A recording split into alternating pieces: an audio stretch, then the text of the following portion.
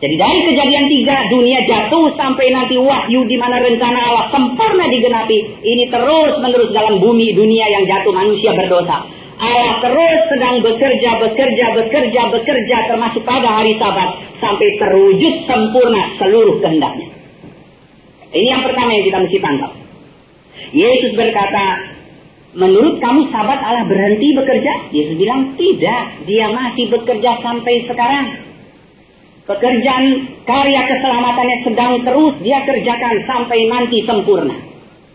Maka buat kita orang Kristen hari ini, kita mengerti di abad apapun, di tempat manapun ada pekerjaan Allah yang Allah sedang kerjakan. Jadi kalau jadi orang Kristen berkata, saya tidak tahu apa yang saya harus layani, itu agak aneh. Karena dimanapun, kapanpun Allah sedang mengerjakan pekerjaan. Itu yang kita baca pada ayat 17. Sekarang kita lompat dulu ke ayat 20. Apa yang Yesus katakan di dalam ayat 20? Sebab Bapa mengasihi anak dan ia menunjukkan kepadanya segala sesuatu yang dikerjakannya sendiri. Bahkan ia akan menunjukkan kepadanya pekerjaan-pekerjaan yang lebih besar lagi daripada pekerjaan-pekerjaan itu. Karena yang kedua, jadi kita lihat apa yang Allah sedang kerjakan di dalam sejarah umat manusia. Itu diberitahukan Allah Bapa kepada Yesus Kristus. Makanya kalau kita lihat Yesus waktu di Getsemani dia bergumul berdoa, itu dia kan bukan lagi cari kehendak Tuhan. Dia tahu kehendak Tuhan. Yang dia gumuli adalah dia ingin kehendak itu diganti. Nah, dari mana Yesus tahu kehendak Tuhan? Karena di situ dikatakan Bapa memberitahu kepada dia. Nah, di sini saudara-saudara, jadi kita perhatikan di situ ada satu prinsip. Yesus terlibat dalam pekerjaan Allah. Karena apa? Karena Bapa memberitahu dia pekerjaan apa yang Bapa sedang kerjakan. Nah, saudara-saudara, di sini kita lihat bagaimana sih Yesus bisa tahu kehendak Allah dikatakan di situ diberitahukan pasif itu ya. Dia memberitahukan, dia menyatakan itu kepada Kristus. Jadi bukan Yesus mencari, tetapi Bapa menyatakan, memberitahukan. Dan memberitahukan apa yang dia sedang kerjakan itu bukan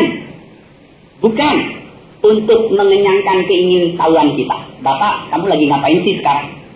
Bukan. Di mana dia memberitahu kita apa yang dia sedang kerjakan, itu berarti dia sedang mengundang kita masuk ke dalam pekerjaan. Maka Yesus berkata, dia mengerjakannya, maka aku juga bekerja. Sampai sekarang. Saudara-saudara, Allah ketika menyingkapkan apa yang sedang dia kerjakan, apa itu rencananya kepada kita, itu berarti dia sedang mengundang kita untuk berpartisipasi di dalam pekerjaannya. Di sini ada satu catatan yang saya mau sampaikan.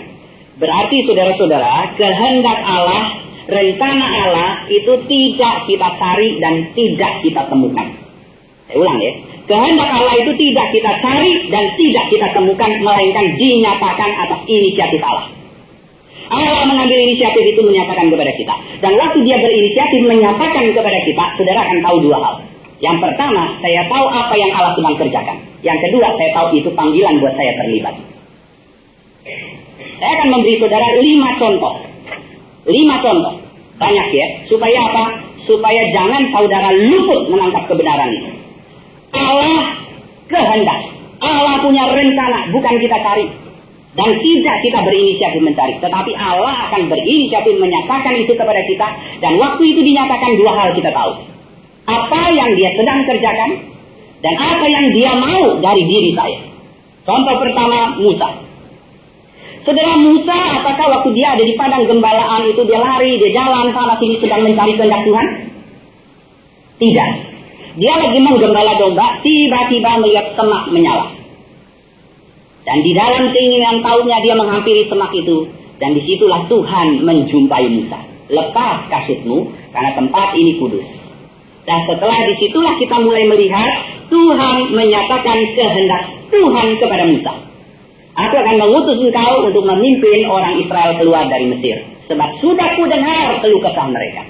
Di sini saudara-saudara, bukan hanya Musa tidak lagi berinisiatif, tidak sedang mencari kehendak Allah. Yang kedua, waktu Tuhan menginginkan Musa memimpin orang Israel, itu kehendak Tuhan yang terutama bukan untuk Musa. Tetapi yang terutama adalah untuk Israel. Dia mau membawa Israel keluar dari Mesir, dan di dalam konteks inilah Musa diberitahu, saya mau pakai kamu di situ. Maka Musa jadi tahu dua hal kan? Yang pertama dia tahu, oh Allah mau membebaskan umatnya. Yang kedua, partisipasi saya di dalam itu apa yang Allah mau. Contoh yang kedua, Yusuf. Saudara, Yusuf tidak berinisiatif mencari kehendak Tuhan, tetapi Tuhan mendatangi dia, menyatakan apa yang Tuhan mau di dalam mimpi. 2 kali dia mimpi bahwa dia akan menjadi orang penting sebagai orang besar kelak. Nah, saudara-saudara, kemudian kita tahu pada akhir cerita yang namanya dia jadi besar adalah dia menjadi perdana menteri di Mesir, orang kedua setelah Firaun. Nah, pertanyaan kita, apakah kehendak Tuhan yang utama bagi Yusuf adalah Tuhan mau dia jadi perdana menteri? Itulah kehendak Tuhan yang utama, betul kan? Salah. Kehendak utama Tuhan bukan Yusuf jadi perdana menteri. Lantas kalau gitu apa kehendak Tuhan yang utama? Nggak usah susah-susah dipikir. Yusuf pun paham dia jadi perdana menteri itu bukan kehendak utama. Tetapi untuk apa? Kehendak utama memelihara bangsa yang besar. Maka itu sebabnya di dalam jawaban Yusuf kepada saudara-saudaranya dia ngomong begini. Di dalam Kejadian 50 ayat 20. Memang kamu telah mereka-rekakan yang jahat terhadap aku, tetapi Allah telah mereka-rekakannya untuk kebaikan.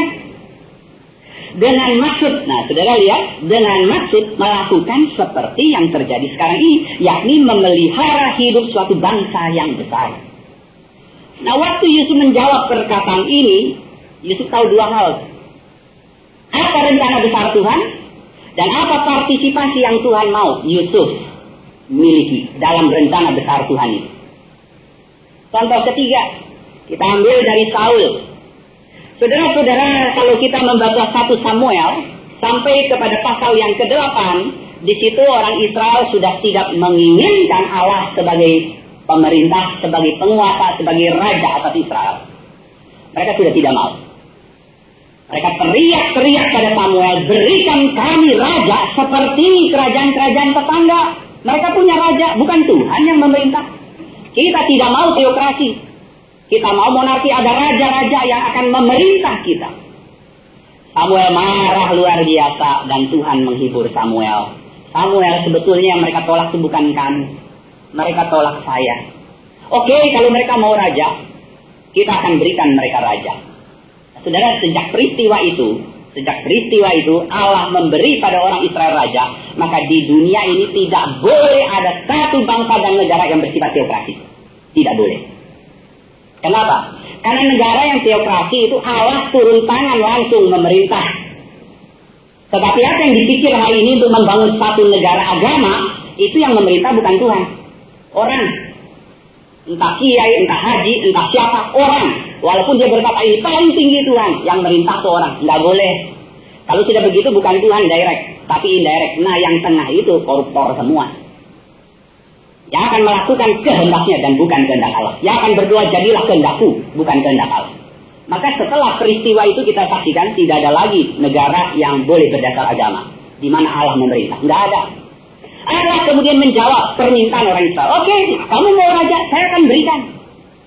Nah, saudara-saudara, maka sampai 1 Samuel pasal 9, siapa itu yang jadi raja? Saul. Nanti pulang tolong dibaca ya, 1 Samuel 8 dan 9, supaya saudara tangkap baik ini cerita. Saul itu bukan lagi cari kehendak Tuhan. Apa kehendak Tuhan bagi hidupku? Apa kehendak Tuhan bagi hidupku? Enggak. Di pasal 9 dia lagi disuruh bapaknya, karena bapaknya kehilangan keledai. Kemudian nyuruh Saul dengan bawa 1 bujang, kamu cari itu keledai. Kemana itu hilangnya? Saul lagi cari keledai itu. Cari dari pagi sampai sore hampir malam tidak ketemu. Akhirnya dia bilang sama bujangnya, yuk kita pulang aja deh. Nanti papa khawatir. Tidak lagi khawatir keledai, malah khawatir saya. Karena apa? Keledai hilang, anak hilang kan repot. Yuk kita pulang. Nah, waktu dia mengajak bujangnya pulang, bujangnya bilang, jangan pulang dulu. Di sini ada pelihat. Kita coba cari pelihat. Saul jawab begini, wah kalau mau cari pelihat saya nggak bawa hadiah, nggak bawa angpau buat dia. Bagaimana? Bujangnya baik. Oh, saya masih ada. Pakai saya punya. Akhirnya saudara, ujung-ujungnya ketemu mereka sama Samuel. Dan disitulah Samuel memberitahu kepada Saul, engkau orang yang dipilih Tuhan untuk jadi raja. Nah, pertanyaan kita sama. Apakah kehendak utama Tuhan bagi Saul adalah menjadikan dia raja? Bukan. Konteks besarnya adalah Tuhan mau memberi raja kepada orang Israel. Di dalam konteks inilah Tuhan memanggil Saul untuk menggenapi rencana yang Tuhan inginkan. Maka Saul tidak lagi cari kehendak Tuhan. Tuhan berinisiatif lewat kehilangan keledai membimbing dia sampai ketemu Samuel. Dan akhirnya dia tahu kehendak Tuhan. Dan dia tahu apa yang Tuhan rencanakan bagi Israel. Dan waktu dia tahu apa yang Tuhan rencanakan bagi Israel, dia tahu sejelas-jelasnya terang yang Tuhan serahkan kepada dia. Itu Saul. Contoh yang keempat, Yunus. Kata saudara, apakah Yunus berinisiatif cari kehendak Tuhan? Gua ke Niniwe boleh nggak ya Tuhan? Tidak. Wong tahu aja masih kabur. Berarti dia tidak sedang mencari kehendak Tuhan. Tuhan berinisiatif memberitahu. Dan pertanyaan kita begini, apakah kehendak Tuhan yang utama adalah Yunus ke Niniwe? Itu kehendak Tuhan yang utama? Bukan. Kehendak Tuhan yang utama adalah menyelamatkan orang Niniwe. Yang Tuhan rencanakan, yang Tuhan inginkan adalah dia berbelas kasih dan dia mau menyelamatkan 120.000 orang lebih Niniwe. Nah, kehendak ini dia nyatakan kepada Yunus, dan di situ Yunus tahu partisipasi yang Tuhan mau dia berbagian di dalam rencana dan kehendak Tuhan ini. Jadi saudara-saudara, kita lihat bolak-balik Allah berinisiatif. Yang kedua, waktu dia memberitahu rencananya, di situ kita bukan hanya tahu, oh Allah mau kerja ini toh. Tetapi juga di situ dia memberitahu kita bagian yang kita harus ambil di dalam rencana itu. Yang terakhir, contoh kita adalah Rasul Paulus. Saudara, Paulus dalam perjalanan ke Damsyik bukan lagi kejar ke sana kemari mencari kehendak Tuhan. Dia ke Damsyik justru untuk menghancurkan pekerjaan Tuhan. Lagi-lagi secara jelas kita lihat Tuhan berinisiatif menyatakan kehendaknya kepada Paulus. Tuhan ingin dia jadi rasul. Nah, pertanyaan kita adalah, apakah kehendak Tuhan yang utama adalah Paulus jadi rasul? Bukan. Kehendak utama Tuhan adalah Injil harus diberitakan kepada orang kafir. Maka Paulus waktu jadi rasul dia langsung tahu, saya akan jadi rasul khusus bagi orang-orang kafir. Nah, saudara-saudara, jadi waktu kita tahu kehendak Tuhan itu bukan karena saudara pinter nyari.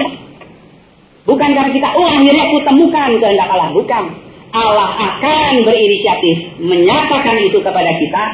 Dan waktu kita tahu kehendak Allah, kita akan tahu juga partisipasi apa yang Allah ingin kita ada di dalamnya. Jadi kalau kita perhatikan saudara-saudara, Allah tidak punya rencana seperti pribadi-pribadi. Saya mau kamu kawin dengan dia, saya mau kamu buka toko di sana. Bukan itu mah tukang ramal. Tetapi apapun yang dia kerjakan ada di dalam satu konteks pekerjaannya di tengah-tengah dunia yang jatuh dalam dosa ini. Dalam konteks besar inilah dia undang kita berpartisipasi. Jadi utamanya bukan satu-satu begitu, tetapi adalah apa yang besar dalam rencana dan kehendak Allah. Disitulah kita kemudian dipanggil satu persatu untuk berbagian. Nah, saudara-saudara, jadi sekarang kita lihat di dalam orang mulai bertanya, kalau saya belum tahu gimana? Kalau Allah belum menyatakan kehendak itu kepada saya, bagaimana caranya? Saya harus hidup. Kalau saudara balik lagi ke ayat 20, ada satu kata yang sangat penting. Di situ dikatakan, sebab Bapa mengasihi anak dan ia menunjukkan kepadanya segala sesuatu yang dikerjakannya sendiri. Jadi konteks Allah menyatakan kehendaknya itu adalah konteks hubungan kasih kita dengan dia.